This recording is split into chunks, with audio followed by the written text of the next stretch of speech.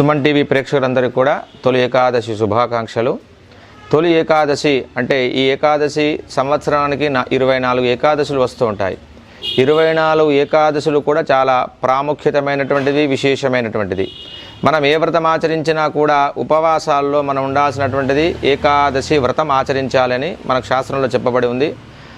అనగా రేపటి రోజున వచ్చేటువంటి తొలి ఏకాదశి, ఈ ఏకాదశిని శయన ఏకాదశి అంటారు. అంటే పాల సముద్రంలో ఆ శ్రీమన్నారాయణుడు రేపటి రోజున యోగ నిద్రలో ఉంటాడు. 4 నెలలుగా యోగ నిద్రలో ఉంటాడు. కాబట్టి దీనికి ఏకాదశి శయన ఏకాదశి అంటారు.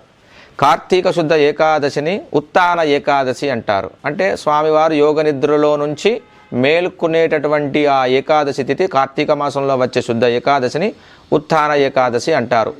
ఈ ఏకాదశి రోజున మనకు ఈ తెలుగు వారందరికీ కూడా మొట్టమొదటి పండుగ. ఇంకొక విశేషం కూడా ఏంటిదంటే దక్షిణాయనం ప్రారంభం అవుతుంటుంది.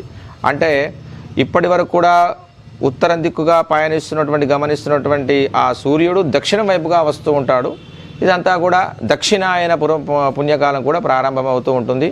ఇప్పటి నుంచి మనకు అందరికీ కూడా పండుగలు ప్రారంభమవుతాయి తొలి ఏకాదశి.